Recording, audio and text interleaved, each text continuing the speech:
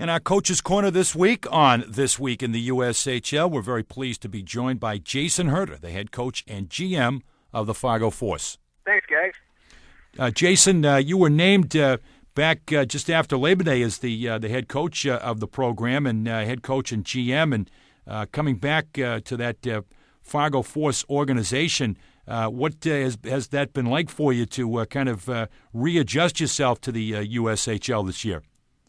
Well, I was part of the inaugural season. I spent a year on the road putting the team together with Coach Blaze before most of the people in Fargo even knew they were getting the team. And so I was the assistant coach. I ended up being the assistant coach the first year. And then last year, after Coach Blaze left, the new head coach decided to make a couple changes, brought in his own guys, and I went about my business and used the degree I got in college hockey. And when that opportunity, when that coach moved on to the college hockey, when that opportunity arose, and right in my own backyard, I decided to apply for it and ended up getting the job. Well, that sounds like a very fortunate set of circumstances, particularly for you and your great background with North Dakota hockey. The fact that you played for Gino Gasparini and you coached with Dean Blaze, I mean, that covers quite a bit of ground for the success of the Fighting Sioux. That's a couple of great mentors that you've had an opportunity to learn from and have a hockey experience. Yeah, no question, and I hope that's what I can bring to the kids here is, a guy that was coached well and had an opportunity to play for a lot of good coaches, not only in minor hockey, in youth hockey, and in junior hockey in college, but also in pro hockey. I was able to, guys like Paul McLean and Ken Hitchcock coached me in my pro career, and you take little bits and pieces away from every coach you have, and you try and implement your own style, and take all the best of everybody and put them into one. I think it helps the kids out. No, absolutely. It is with many coaches, Jason, and I'm sure you're no exception. You really become an amalgamation of all of those different coaches kind of rolled into one. You hope you're taking all the good points from all of them, and I'm sure you are, to come up with a successful formula. Well, I'd like to think I am, but when you're dealing with 15 to 20-year-olds, and there's other things that come into play, and it's always tough dealing with the inconsistencies of youth players and young junior players. And, the second that an agent talks to them, or an NHL guy talks to them, or college talks to them, they automatically put themselves on a pedestal, and you got to basically try and find a way to knock them down and make sure that they realize that they're at a certain level now for a reason, and that their potential puts them, in those other places. And they have to be able to play to their potential to be able to realize that. Indeed. You're a native of Saskatchewan. You came down to Grand Forks to play your college hockey. You mentioned that you were on the road for a year working with Dean Blaze to put the Fargo team together. Just to talk about that a little bit, that must have been a really unique experience and one that I would venture to say is going to be very rewarding, to be able to literally build something, to put all the blocks in place and to build something from the ground up, and then to enjoy the success that you had with that Fargo team as quickly as you did. Well, that's real exciting, and when I was in a pretty good position doing it, I had a different job. I was actually in Kansas City working with the Russell Stover midget program. We play against all the Chicago teams, the Missions and the Team Illinois and the Furies, and so I have a chance to be basically, while I'm doing my regular job, able to scout. And while I'm doing my job, and I was traveling anyway to those areas, I would just, instead of watching my hockey game and going back to the hotel and waiting for the next game, I would spend my afternoons in the rink and watching all the teams. And that just gave me an opportunity. And then with the expansion draft and how that works with a new USHL team, I was also needed to watch other USHL teams and look at their players for the expansion draft. While being in Kansas City, Omaha, Des Moines, Waterloo, Sioux Falls, there's no place that is too far. They're actually, I think, 4 hours and under, so it was an opportunity for me to get to see all the USHL teams with not too far of a drive as well. So it worked out well. I learned a lot. Not only you think you have a good midget team and kids that you think could move on, and then you find out later that they weren't as good as you thought, and you start looking at another caliber of player, and then you got to find them. It was a lot of fun. No, indeed, it sounds like that was a perfect storm for you. You were the right man for the for the right man for the right job in the right place, and that's a great combination. And as a result, the proof was in how solid a team you put together in such a short time to have the great success that you did. Yeah, and you know what? every good team starts with a great goalie. I mean, from my opinion, you work your way out. And when you're young, and we had a whole big group of rookies. When you're young like that, you expect your goalie to save you a few games and then get some momentum under your belt. And then as the kids develop and get used to the speed of the league, you're hoping that their talents could relieve some pressure from the goalies. And I think that's a great combination we had. We had the MVP goalie in the league that year, who's at St. Cloud State now, and won the gold medal with the U.S. World Junior team last year. Obviously that guarantees your team an opportunity to win hockey games should they work hard. Indeed. And to talk about your current team with the Fargo Force, you have a very solid goaltending tandem on your roster now. Ryan Massa's got a goals against of 2. Zane Gothberg is just a little above 2 at 2.22.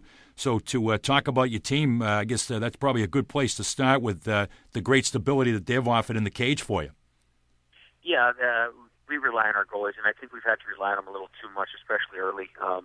I don't think that our team played well at the beginning of the year in front of them, and they were able to give us an opportunity. And we went on a little bit of a run here as of late, and then that late January, February, after the kids have gone home for Christmas, is always a tough time. And I don't think we're playing our top hockey right now, but I can definitely say that our goalies do give us an opportunity to win.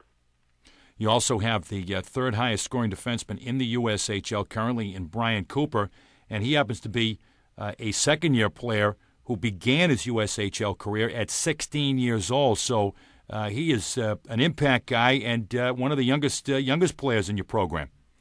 Yeah, I think he's maybe even as a second-year guy. I think he's the second youngest player on our team, maybe third youngest player on our team, I do believe. But long story short, with Brian, he's an Alaska kid that has that Alaska mentality that he appreciates every second on the ice and having fun, and he's hard-nosed, and he's not a vocal leader, but he leads with his actions and his effort every day. The great thing is he's a junior in high school, and we get him back for another year, and so it's a challenge for us to make sure he's challenged every day as well, to make sure his game keeps developing.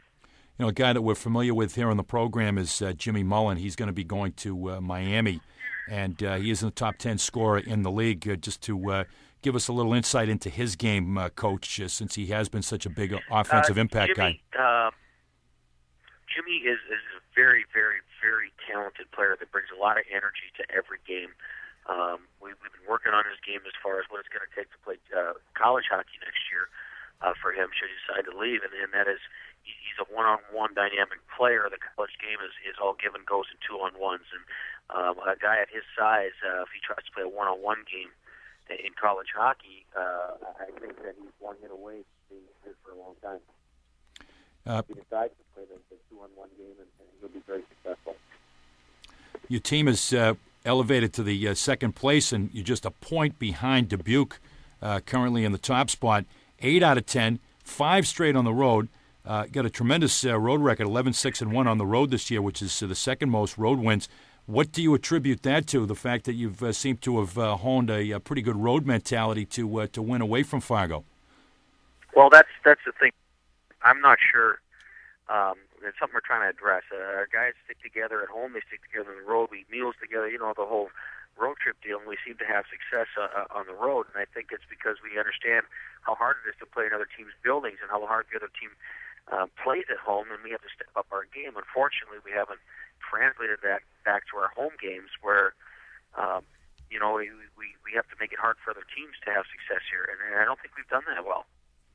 And you're second overall. It's interesting. You're second overall in attendance. So the people of Fargo have been turning out at almost 3,300 per game. So the fan support is there, and you seem to be a good focal point of the community. Yeah, I think that part of that fan support is now we are getting older in the community.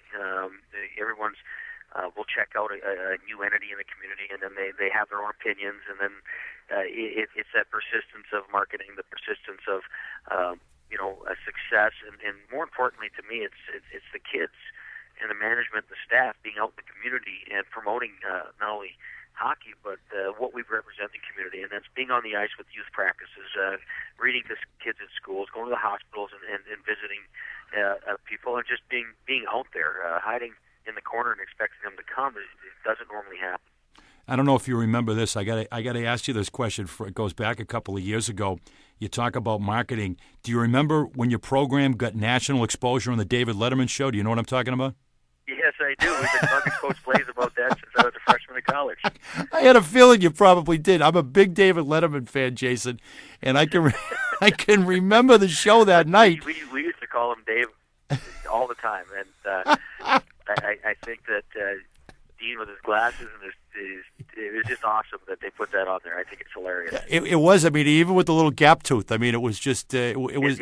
It's sometimes remarkable. I've been with him before where people have thought he was Dave Letterman. It's just fun. That was absolutely priceless. And of course, I'm sitting there, in my home here just outside of Boston, and like I say, I'm an avid. I watch David Letterman pretty much every night, and it was people that look. I think the segment was called "People That Look Like Dave." And when I ever looked at the screen, and I said, I'm probably one of the only people in America, that mainstream out of hockey that's Dean Blaze. I know who that is. I've interviewed that guy. I just think it's fun, and Dean plays that off, and he has fun with it as well, which is good. Oh, absolutely. And also, Jason, I would be remiss if I didn't, it's kind of like I take off the mask and reveal my true identity, but I've been the voice of Boston University hockey for the past 26 years, and I can remember when... You remember. You know what's coming next. I remember when the Fighting Sioux came to Walter Brown Arena that weekend in the NCAA tournament. I'm sorry to bring that up, but that was a pretty raucous weekend with the Terriers and the Fighting Sioux. If I remember correctly, I think we lost the one game 8-5. That was on the final game. You dominated the first game. I remember it was the 2 out of 3 format. The Terriers came back. They won a close one, and then that third game, that Sunday night game, boy, you got the score right there, 8-5, and it was that was a pretty wild series that weekend. Yeah, no, it was, and I remember it. I do believe I think it was Tony Amonte. Oh, yeah, that's right. Yeah, Tony was playing, and I played against him in pro hockey a little bit after that. And, just him himself, and I thought we had a pretty offensively talented team on the power play. Just him himself, I was in awe watching him penalty kill against me, and maybe that was part of our problem. Yeah, the Terriers had some talent. They had a few guys that went on to you guys had a few guys that went on to the pro ranks that year, as did the Terriers, and there was, suffice it to say, there was a pretty good depth of talent on the ice in that 3-game series. That was some memorable hockey. It was a great era of college hockey that you had an opportunity to play in and excel in. That seems like an eon ago, doesn't it? I know. Gosh, I'll tell you, we're both so young, it's hard to believe. I was only 9 when I was broadcasting those games. That's funny. Jason, it was a pleasure to have you come on here, and want to wish you and the Fargo Force, hopefully you continue to be a force here and down the stretch run in the Western Conference playoffs, and we still got a long way to go in the season, a long way to go in this week in the USHL, and we hope to have another opportunity to chat down the road. Best to you. Likewise, and I appreciate it. Jason Herter, the head coach and GM of the Fargo Force, our guest in our Coach's Corner on This Week in the USHL.